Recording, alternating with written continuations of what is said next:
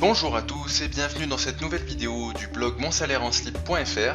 Aujourd'hui, je fais cette vidéo pour illustrer mon dernier article, combien gagne-t-on avec du e-commerce de niche. Donc j'ai pris mon cas personnel, finalement c'est ce qu'il y avait de plus simple. Voilà, l'intitulé est un petit peu ronronnant, mais on va voir que on est plutôt dans le vrai quand même, avec plus de 200 000 € de revenus en 5 ans.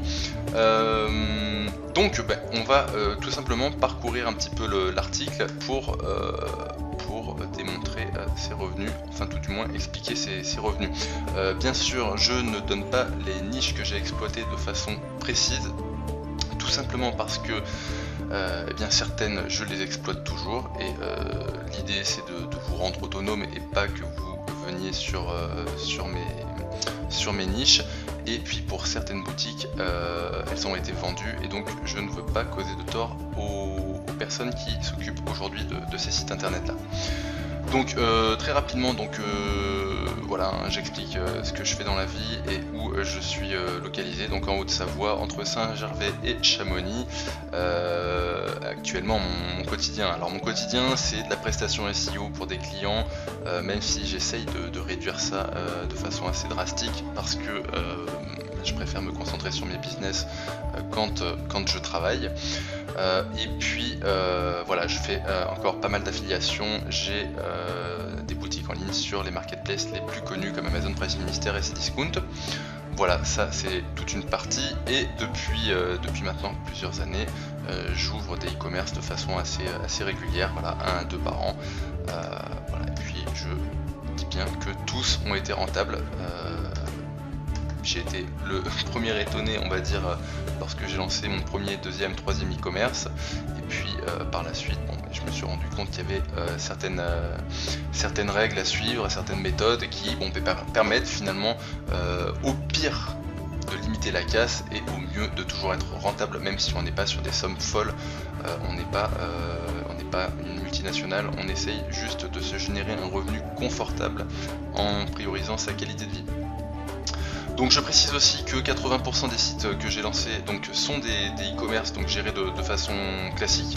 Donc le site numéro 1, c'est le tout premier site que j'ai lancé, et pour dire vrai, quand je l'ai lancé j'étais encore salarié, alors j'étais embauché en tant que référenceur dans une boîte qui traitait de la mutuelle pour l'anecdote.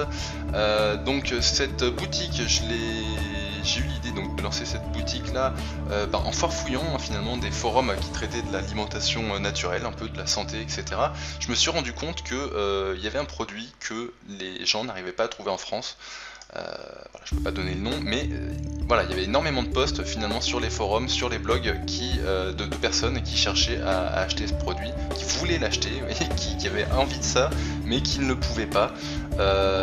Donc je me suis lancé là-dessus en tentant ma chance. Finalement, j'ai pas fait d'études vraiment spécifiques, que ce soit d'un point de vue de faisabilité ou que ce soit sur les marges de la concurrence ou quoi que ce soit. De toute façon, de la concurrence, il n'y en avait pas, et donc je me suis lancé là-dessus. C'est le premier e-commerce que j'ai lancé, voilà, et qui a plutôt bien fonctionné et surtout qui m'a mis le pied à l'étrier.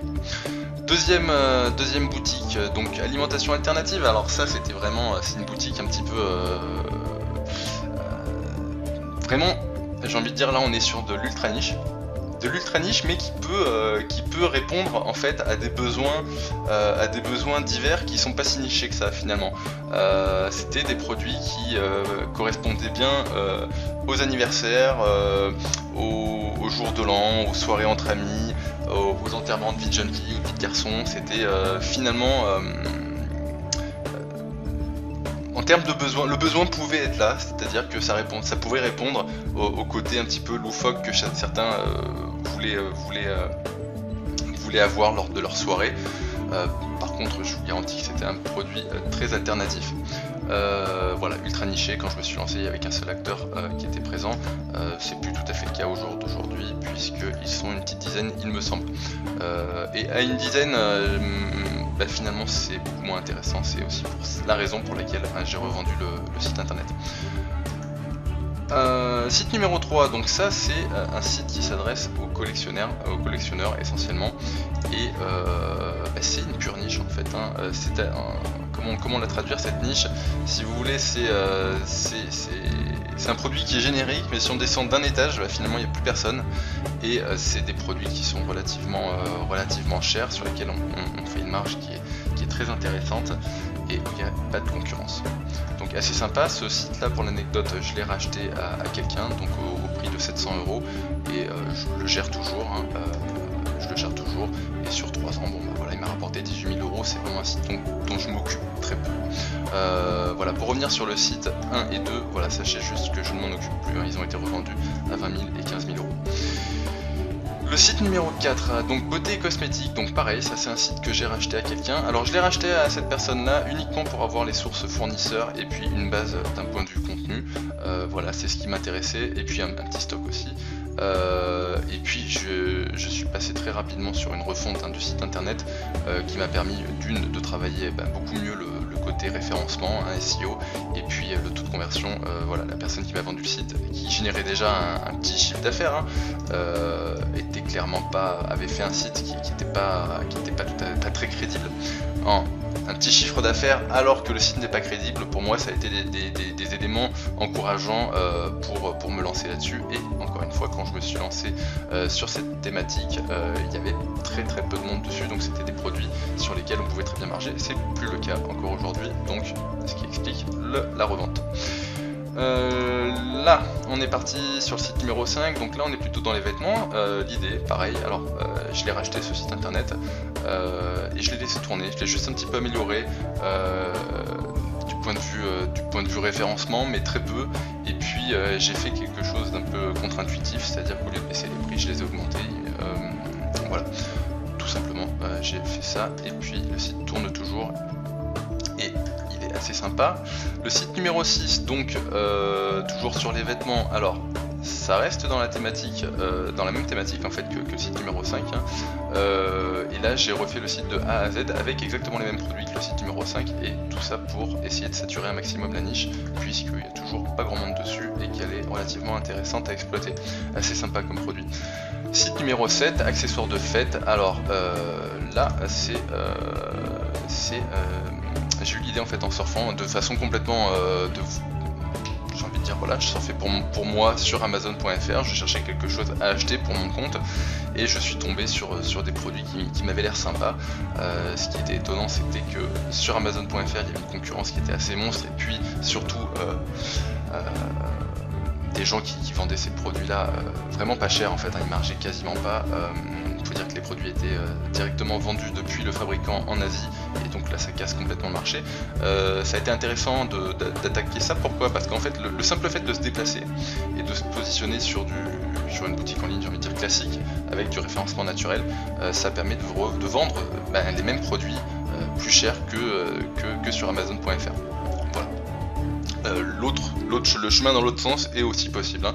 Si vous avez des produits qui sont sur des boutiques en ligne mais qui ne sont pas présents sur Amazon, ça peut être intéressant à exploiter, puisque Amazon bénéficie quand même d'une visibilité voilà, assez importante.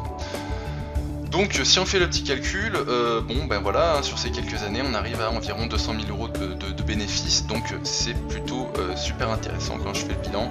Et surtout ça m'a pas pris tant de temps que ça. Alors bien sûr il y a la phase où on se demande, est-ce qu'on rachète cette boutique là, est-ce qu'on se lance vraiment sur ce concept, est-ce que voilà on prend le risque de mettre de l'argent finalement quand même dans un stock, est-ce que on prend le temps de créer la boutique en ligne. C'est que ça va quand même demander un certain temps, surtout si vous débutez plus ou moins, mais quand on fait finalement le ratio temps passé et puis revenu, c'est vraiment, enfin de mon point de vue, c'est relativement intéressant. Sur le fait que, bon voilà, c'est comme tout le monde, hein, quand j'ai lancé mon premier e-commerce, même on va dire mon deuxième, j'avais un peu des craintes par rapport au risque financier, c'est normal. Maintenant, avec l'expérience et le recul, je me rends compte que en suivant vraiment, on va dire, les bonnes guidelines du e-commerçant de niche, je précise bien de niche, l'idée c'est pas de faire un e-commerce monstrueux, il y a vraiment très peu de risque pour que ce soit un bancal et puis deux que vous plantiez royalement.